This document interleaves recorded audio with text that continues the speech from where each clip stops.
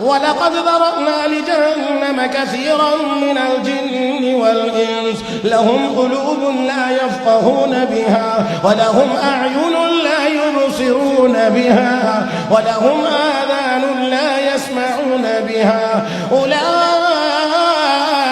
كالأنعام بل هم أضل أولئك هم الغافلون. الرحمن علم القرآن خلق الإنسان علمه البيان. الرحمن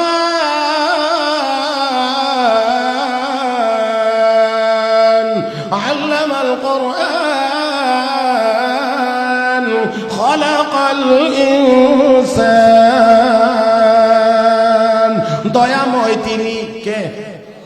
এত আস্তে কেন জবান খোলেন, মহব্বতে বলেন দয়াময় কে?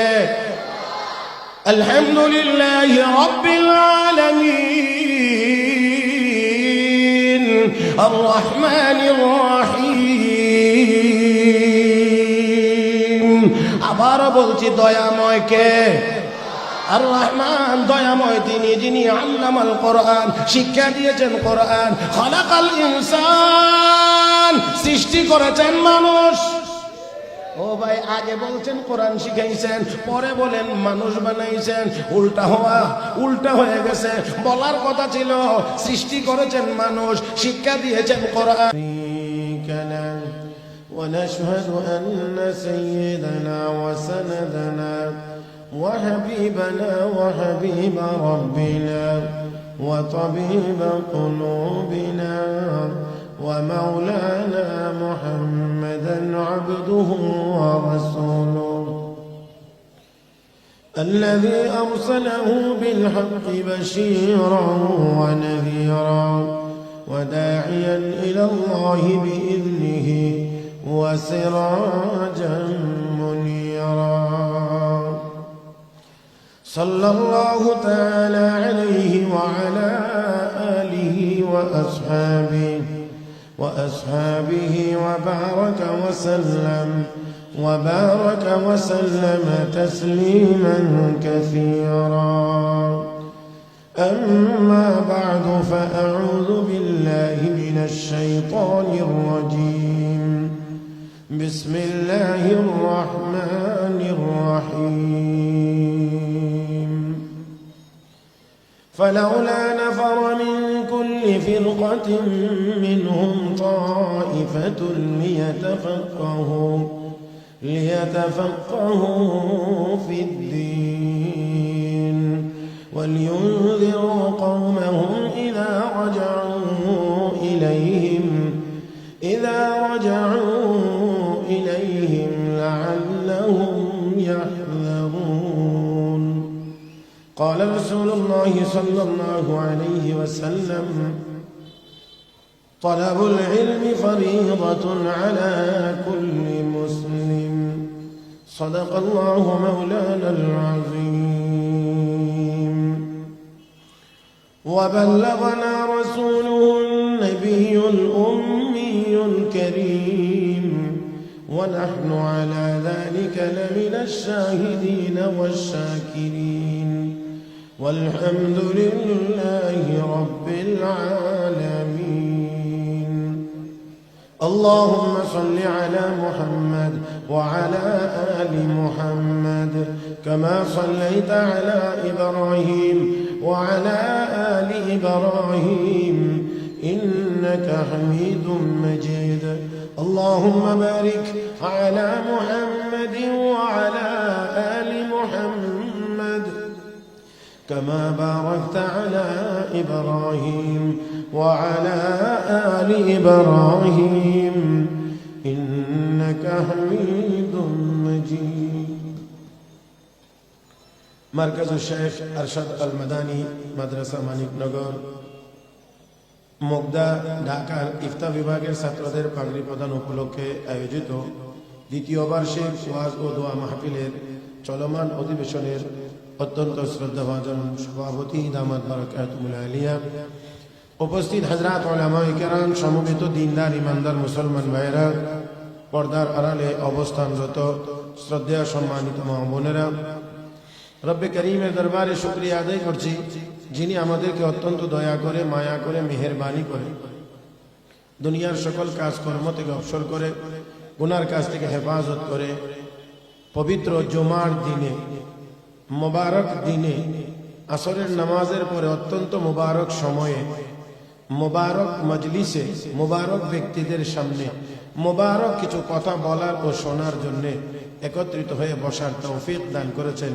মহব্বতের সাথে সবাই শুকরিয়া আদায় করছি, আলহামদুলিল্লাহ। যারা বসেছেন কষ্ট করে, তারা আরেকটু মিল করে বসে। বসাটা কেমন জানি একটু ফাঁক ফোক থাকলে, এলোমেলো থাকলে আমার কাছে খুব বেশি অসুবিধা লাগে। তো বসলাম এই যেহেতু, একটু সুন্দর করে, মাঝে মাঝে একটু সুন্দর করেই বসি না। মাশাআল্লাহ, একটু নড়ি হই, একটু একটু একটু সামনের দিকে আগাই। মাশাআল্লাহ মাশাআল্লাহ। এত ছোট জায়গাতে এত সময় নেওয়া যায় না। 10 সেকেন্ডের বেশি তো বড় মাহফিলে আমি সময় দিই না। মাশাআল্লাহ।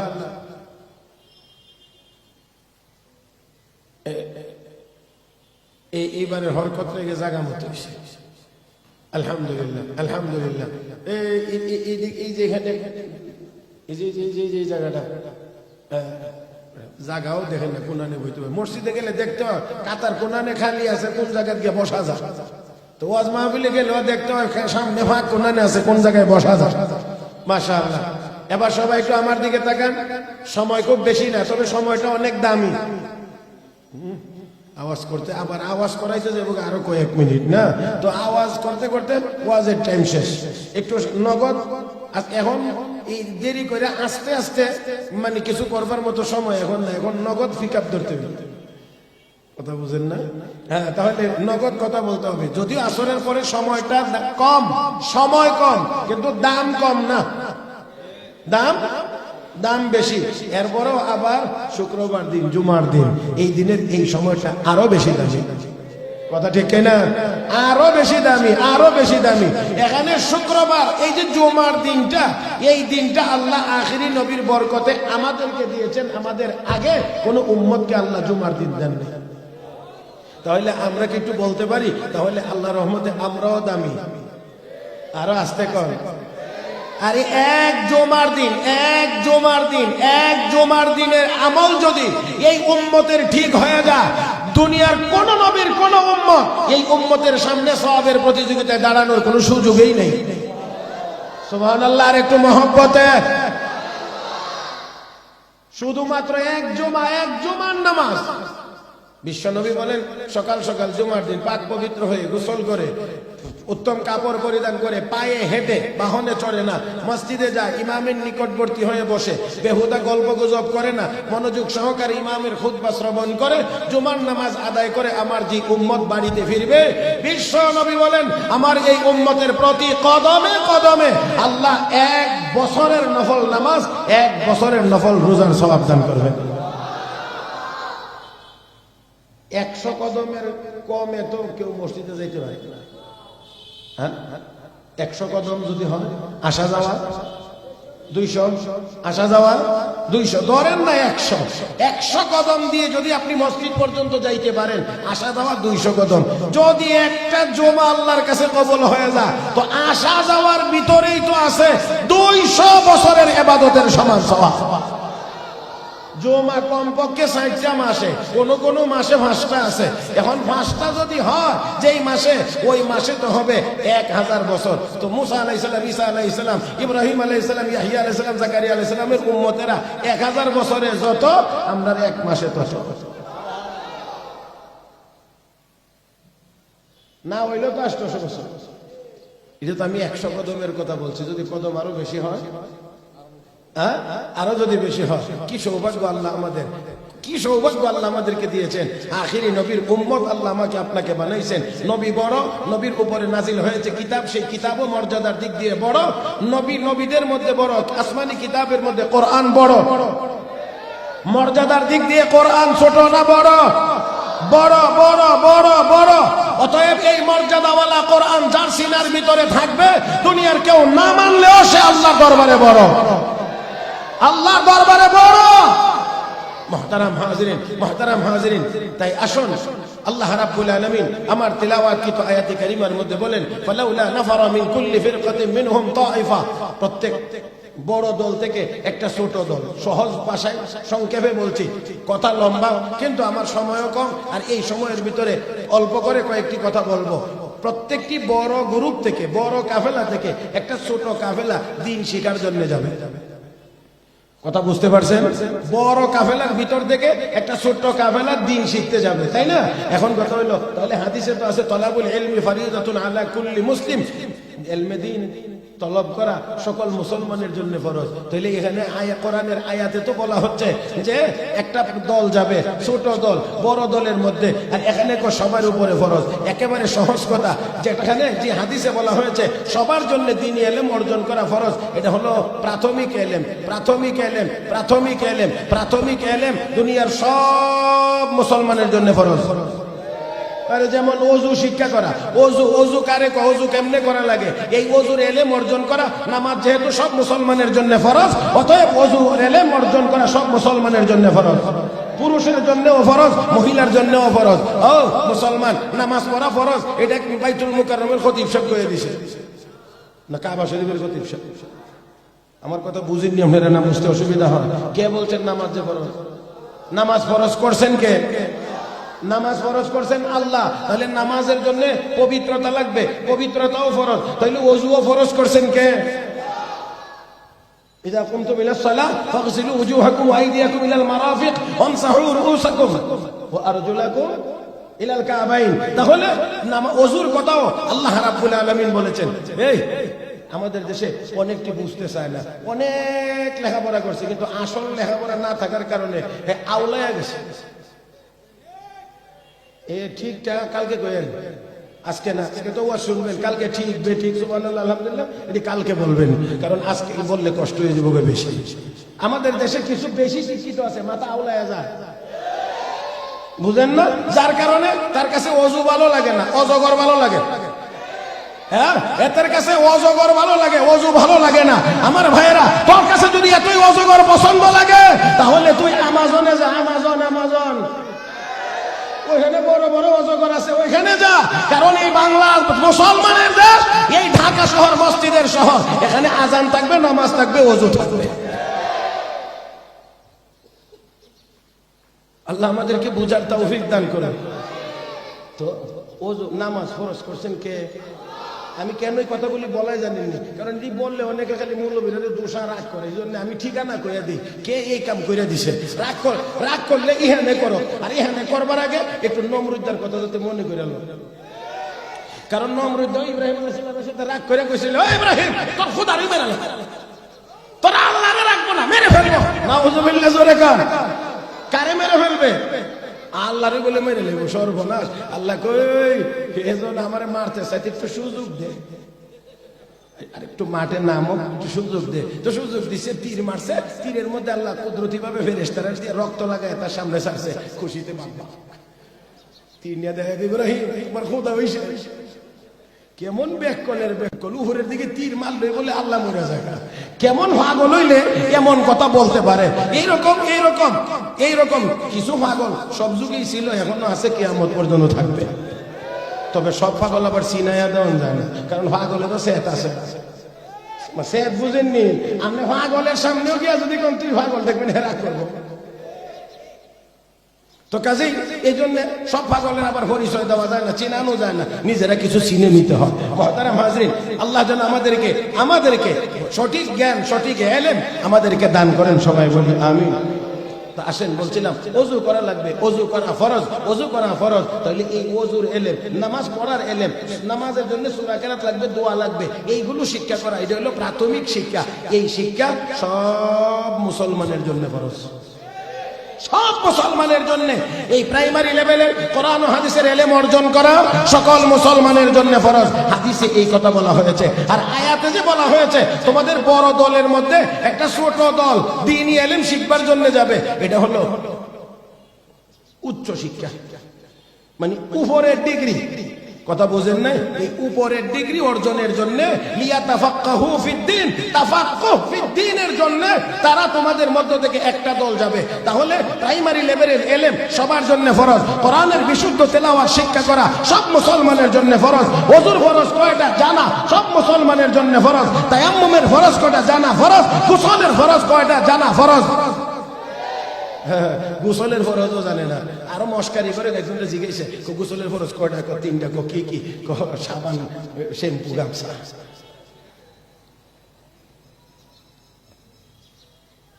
ভাইরা বড় আক্ষেপ লাগে, আফসোস। আক্ষেপ ও আফসোসের সাথে আমি বলছি, অন্য কিছু না, কেউ ভিন্ন দৃষ্টিতেও তাকাইবেন না। আল্লাহ মাফ করুন, যদি বেয়াদবি হয় আপনারাও মাফ করবেন। আমাদের বর্তমান প্রজন্ম মুসলমান, আমাদের বর্তমান মুসলমান যারা বর্তমান প্রজন্ম, যাদেরকে আমরা ইয়াং তরুণ বলি, যাদেরকে আমরা ইয়াং বলি, তরুণ বলি, আল্লাহ মাফ করুন, আল্লাহ মাফ করুন।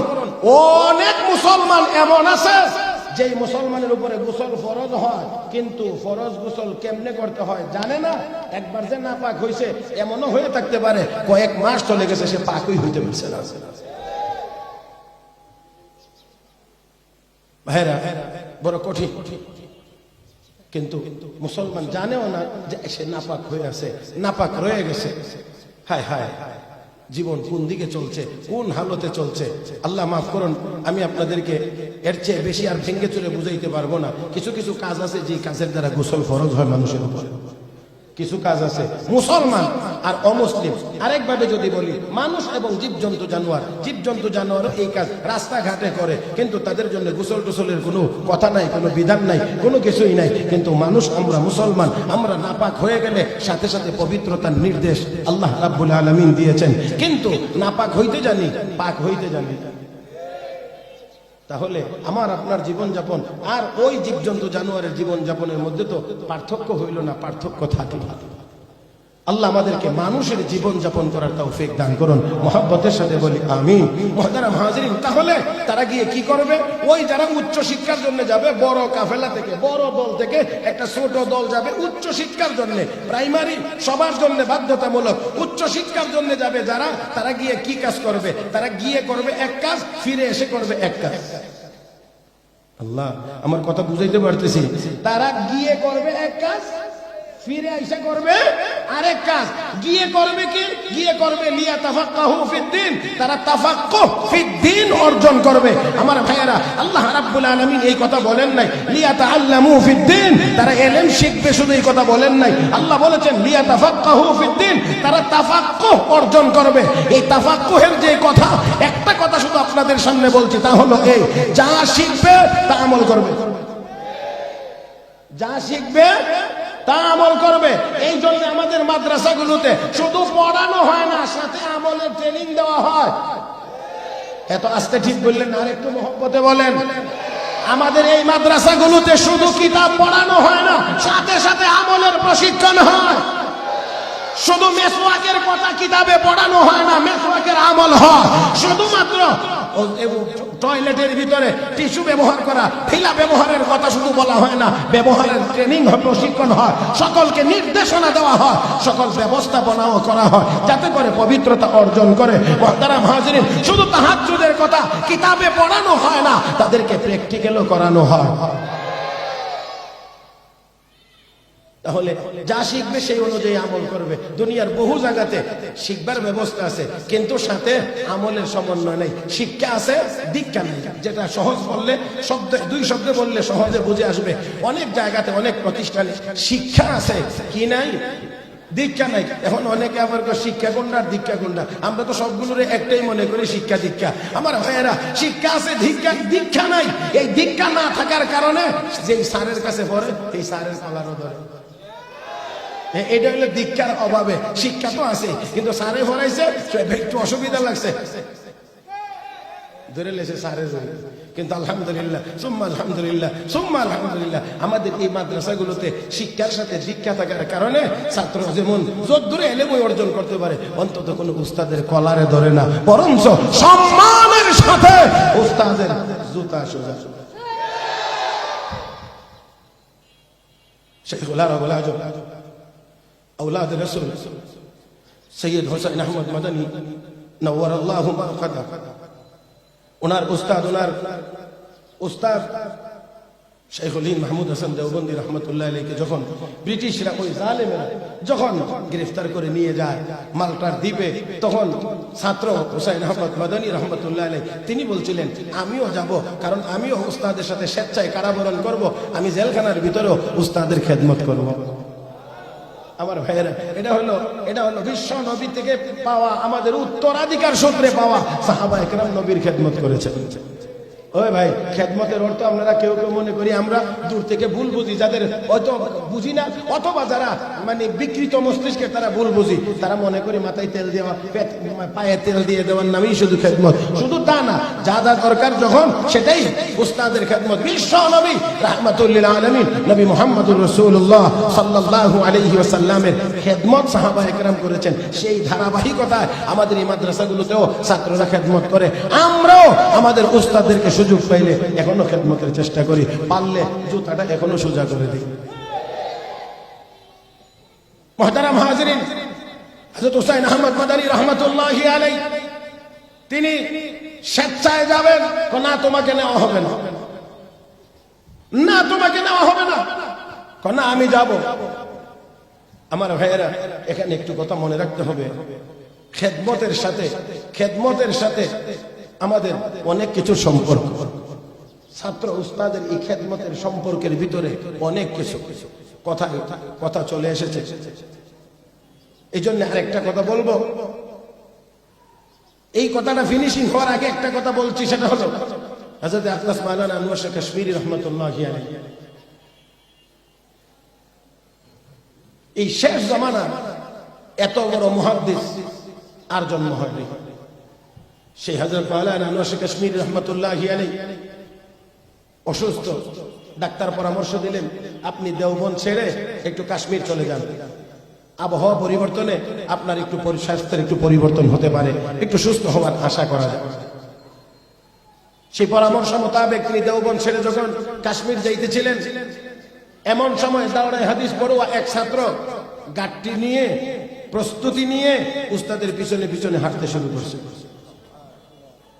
হঠাৎ করে হযরত আকদাস আনোয়ার শাহ কাশ্মীরি রাহমাতুল্লাহ আলাইহি পিছন দিকে তাকায় দেখেন ছাত্র প্রস্তুতি নিয়ে পিছনে পিছনে আসতেছে। যে ছাত্রটি আসছেন ছাত্রের নাম মোহাম্মদ ইউসুফ। হযরত জিজ্ঞেস করেন, ইউসুফ তুমি আমার পিছনে গাটুলি নিয়ে কেন?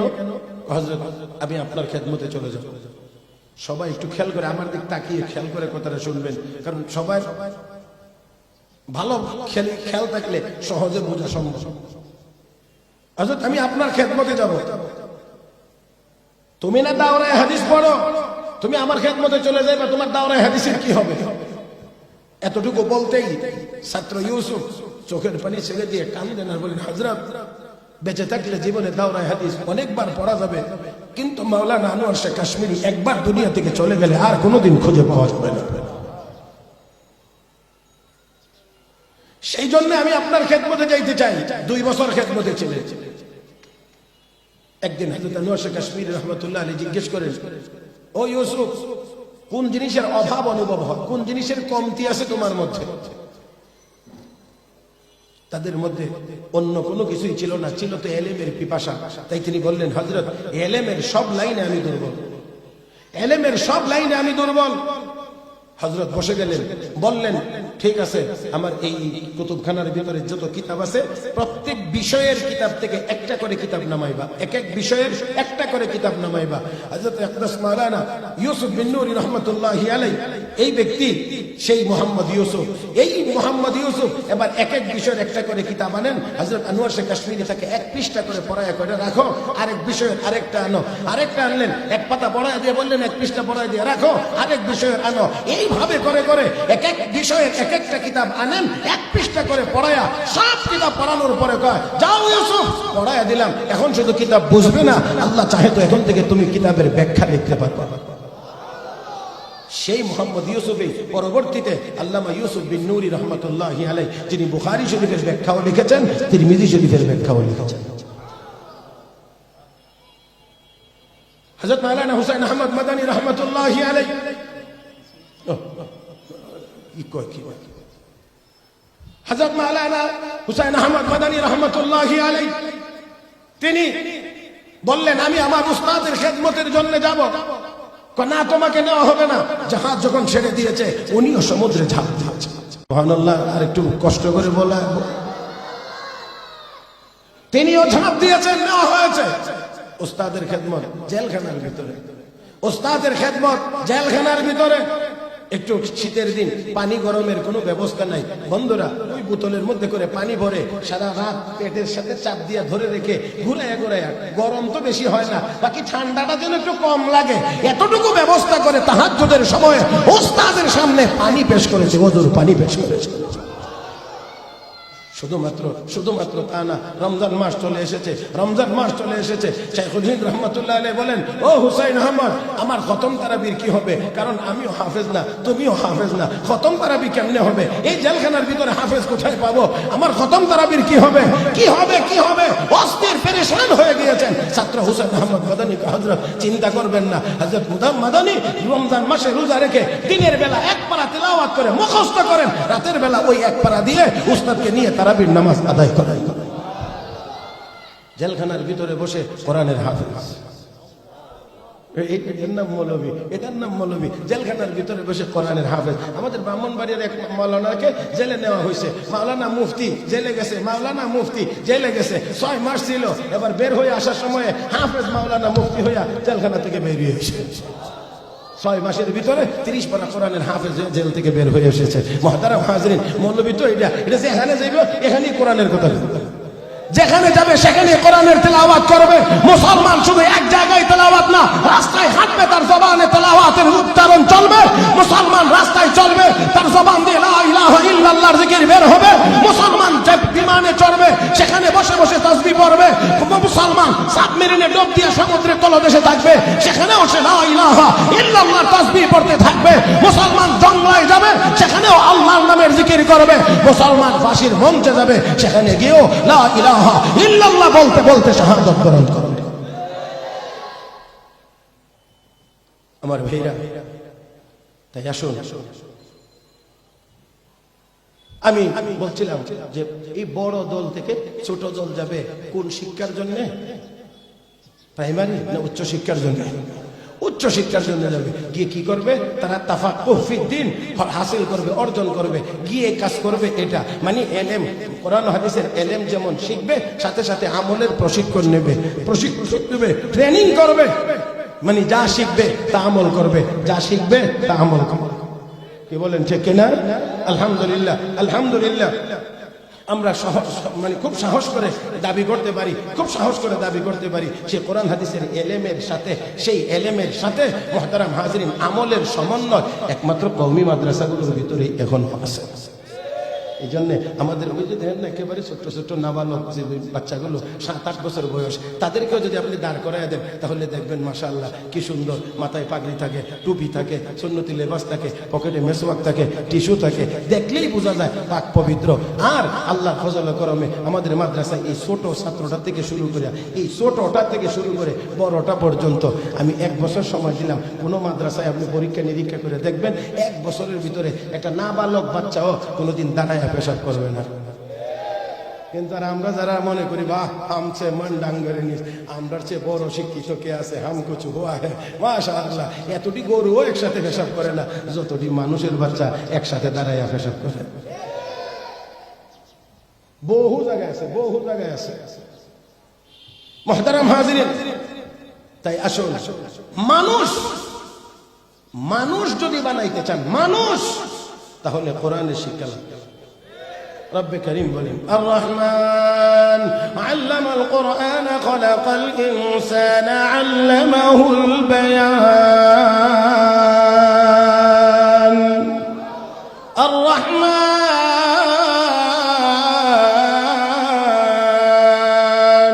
علم القرآن خلق الإنسان দয়াময় তিনি কে? এত আস্তে কেন? জবান খোলেন, মহব্বতে বলেন দয়াময় কে? আলহামদুলিল্লাহি রাব্বিল আলামিন। আর-রহমানির রহিম। আবারও বলছি দয়াময় কে? আর রহমান দয়াময় তিনি, যিনি আল্লামাল কোরআন, শিক্ষা দিয়েছেন কোরআন। খালাকাল ইনসান, সৃষ্টি করেছেন মানুষ। ও ভাই, আগে বলছেন কোরআন শিখাইছেন, পরে বলেন মানুষ বানাইছেন। উল্টা হয়ে গেছে। বলার কথা ছিল সৃষ্টি করেছেন মানুষ, শিক্ষা দিয়েছেন কোরআন। তা না বলে আমার আল্লাহ বলেন আল্লামাল কোরআন খালাকাল ইনসান, কোরআন শিখাইছি মানুষ বানাইছি। ও বন্ধুরা, উলামায়ে কেরাম এখানে আছেন। আত-তাকদীমু মা হাক্কুহু তাখির ইউফিদুল হাসার। ভাইরা, আরবিতে কথা আছে, যেই কথাটা পরে বলা দরকার এটা যদি আগে চলে আসে তাহলে এর অর্থ দাঁড়ায় যে এই কাজের জন্যই তোমাকে বানানো হয়েছে, এটাই উদ্দেশ্য। তার মানে হলো প্রকৃত মানুষ ওই ব্যক্তি যে কোরআন শিখেছে। আরো জোরে, আরো জোরে, আরো জোরে। মানুষ ওইটা যাই কোরআন শিখেছে, মানে মানুষ বানানোই হয়েছে কোরআন শিখবার জন্য। কোরআন শিখবে, আল্লাহর কাছে মানুষ বলে গণ্য হবে। কোরআন শিখবে না, সূরাতে মানুষ দেখা গেলেও আল্লাহর দরবারে মানুষ বলে গণ্য হতে পারবে। ولقد ذرأنا لجهنم كثيرا من الجن والإنس لهم قلوب لا يفقهون بها ولهم أعين لا يبصرون بها ولهم آذان لا يسمعون بها أولئك كالأنعام بل هم أضل أولئك هم الغافلون। আল্লাহ রাব্বুল আলামিন বলেন অনেক মানুষ এবং জিন বানাইছি জাহান্নামের জন্য। লাহুম কুলুবুন লা ইয়াফকাহুনা বিহা, যাদেরকে হৃদয় দিয়েছি, মেধা দিয়েছি, যোগ্যতা দিয়েছি, কিন্তু বুঝে না। দুনিয়ার সব বুঝে, কোরআন বুঝে না। দুনিয়ার সব বুঝে, ইসলাম বুঝে না। দুনিয়ার সব বুঝে, আল্লাহ রাসূল বুঝে না। দুনিয়ার সব কিছু বুঝে, কিন্তু আমার আল্লাহ কয় কিন্তু মসজিদ মাদ্রাসা বুঝে না, এটা কিছুই বুঝে না। ওয়ালাহুম আ'য়ুনুন লা ইউবসিরুনা বিহা, চোখ দিয়েছি, দুনিয়ার অনেক আকাম কুকাম করে চোখ দিয়ে দেখে, কিন্তু আমার কোরআনের আয়াত দেখে না, আমার আয়াতগুলো দেখে না, তিলাওয়াত করে না। ওয়ালাহুম আযানুন লা ইয়াসমাউনা বিহা, রব্বে কারীম বলেন কান দিয়েছি, দুনিয়ার কত কিছু শুনে, এমনকি গুনাহের কাজ গানও শুনে, কিন্তু আমার কোরআনের কথাগুলো শোনে না, হাদিসের কথাগুলো শোনে না।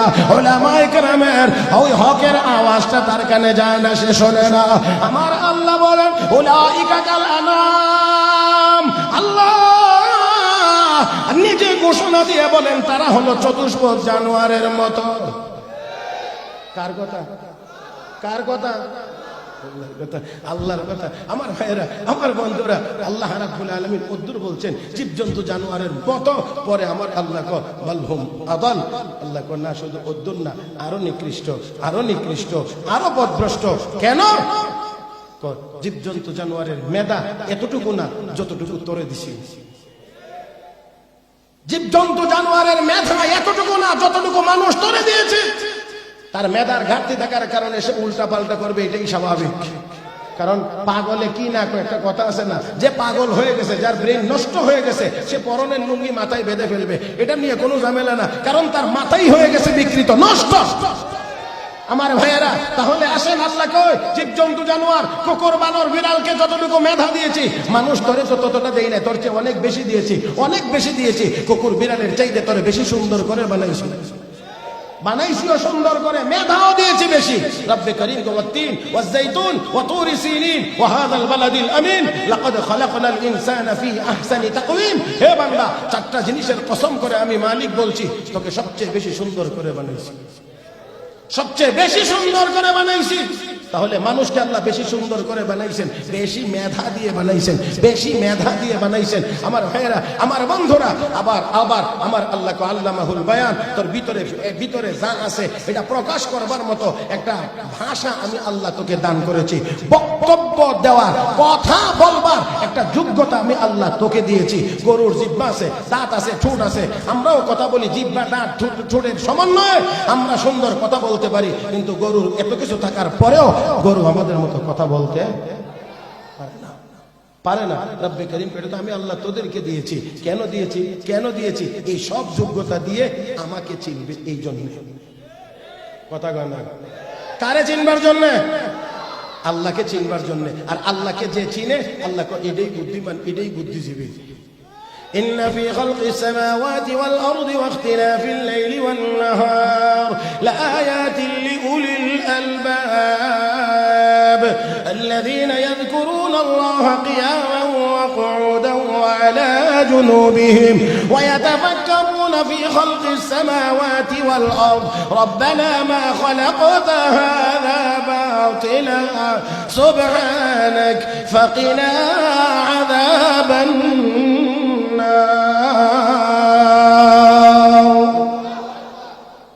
আল্লাহু আকবার। তাহলে আল্লাহর সৃষ্টি জগৎ নিয়ে গবেষণা করবে, গবেষণা করবে। গবেষণা না করার কথা কইছে না করার কথা কইছে? করবে, করবে। বুদ্ধিমান যারা তারা গবেষণা করবে, এই করবে, ওই গবেষণা করবে, মাটি নিয়ে গবেষণা করবে, পানি নিয়ে গবেষণা করবে, আসমান মহাশূন্য সৌরজগৎ নিয়ে তারা গবেষণা করবে।